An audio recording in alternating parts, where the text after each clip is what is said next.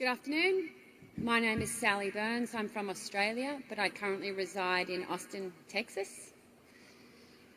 My question, Mr. Buffett, I have heard that Mr. Munger says your greatest talent is that you're a learning machine, that you never stop updating your views. What are the most interesting things you've learned over the last few years?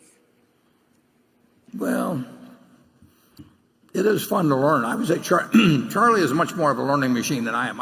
I'm a specialized one, and and he does as well as I do in my specialty, and then he's got a much more general absorption rate than I have about what's going on in the world. But it's a world that gets more fascinating all the time, and a lot of fun can occur when you learn you were wrong on something.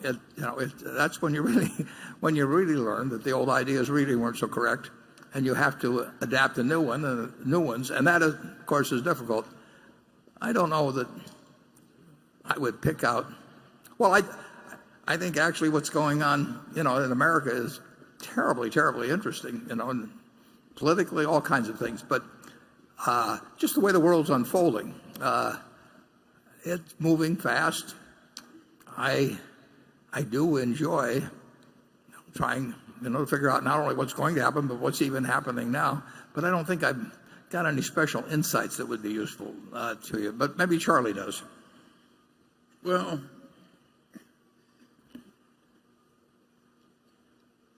I think buying the Apple stock is a good sign in Warren.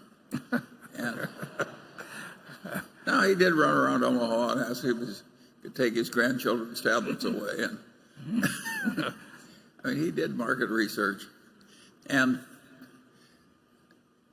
I do think we keep learning, and more important, we don't unlearn the old tricks, and that is really important. You look at the people who try and solve their problems by printing money and lying and so forth. Take Puerto Rico. Who would have guessed that a territory of the United States would be in bankruptcy? Well, I would have predicted it because they behaved like idiots.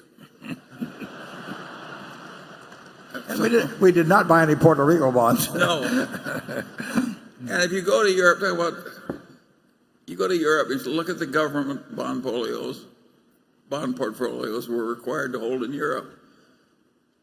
There's not only no Greek bonds, they're the bonds of nobody but Germany. Just everywhere you look in Berkshire, somebody is being sensible.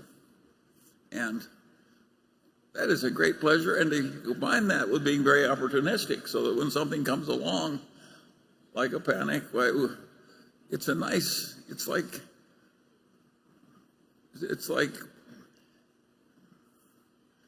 like playing with two hands instead of one in a game that requires two hands. It helps to have a fair-sized repertoire. And, Warren, we've learned so damn much. There are all kinds of things we've done in the last 10 years we would not have done 20 years ago. Yeah, that's true, although if you take... It's interesting. I've mentioned this before, but one of the best books on investment was written, I think in 1958. I think I read it around 1960. By Phil Fisher, called Common Stocks and Uncommon Profits. And all the companies went to hell eventually. But it talked about the importance, or the usefulness of what he called the scuttlebutt method. And that was something I didn't learn from Graham, but every now and then it's turned out to be very useful. Now, it doesn't solve everything, and there's a whole lot of more aspects. I saw you do it with American Express and the salad oil scandal. Yeah. You're still doing it on Apple, decades later. Yeah. It in certain cases, you actually can learn a lot just by asking a lot of questions. And I give Phil Fisher credit.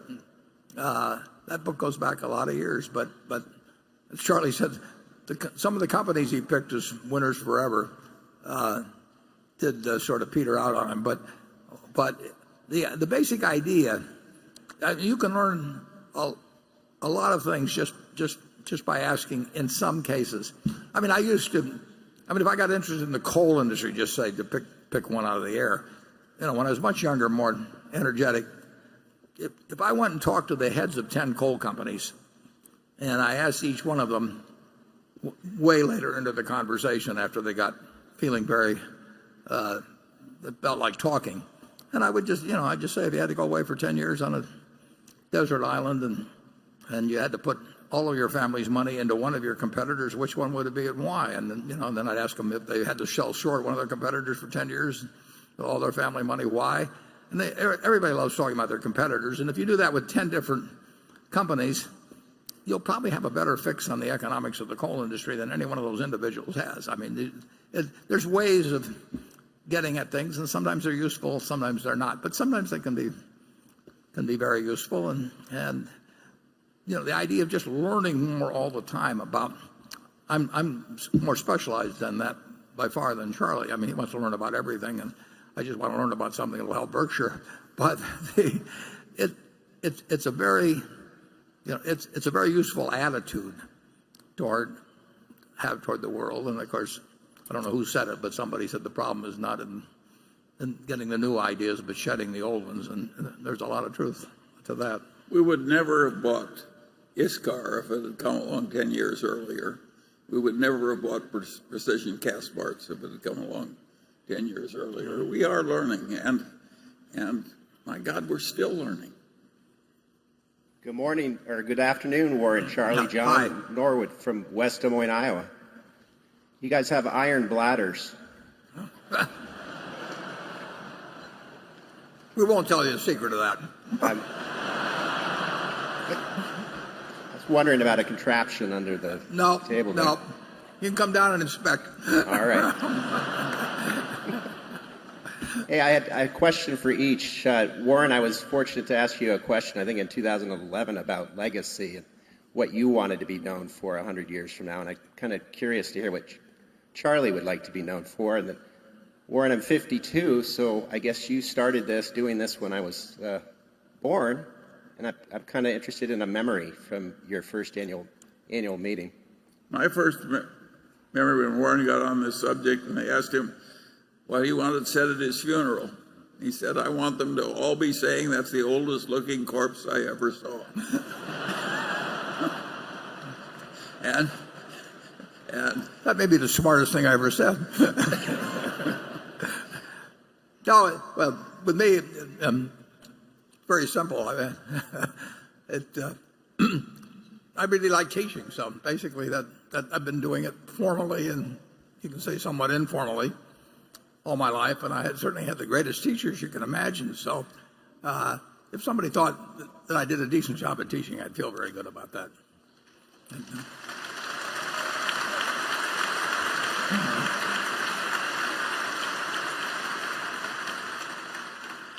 Yeah, it makes me teaching endurable. It has to have a bit of wiseassery in it, and that we've both been able to supply.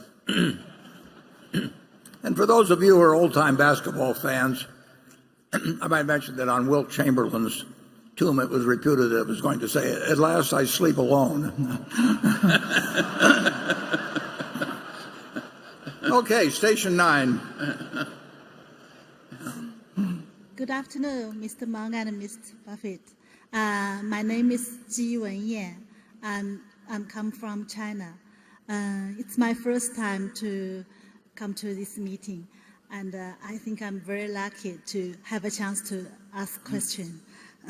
We're glad to have you. Thank you.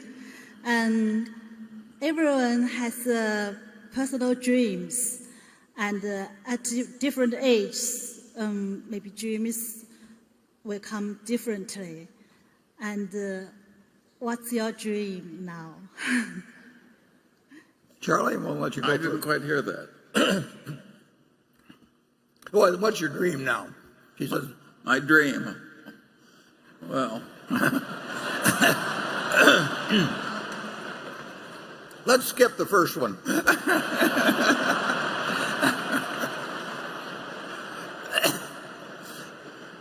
sometime when I'm especially wishful, I think, oh, to be 90 again.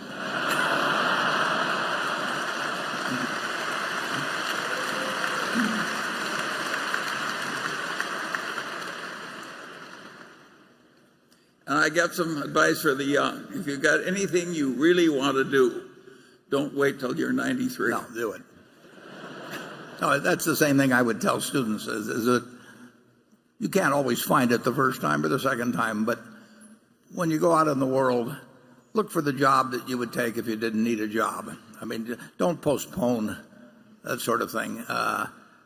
Somebody, I think it was Kierkegaard, said that life must be evaluated backwards, but it must be lived forwards. And you want to sort of.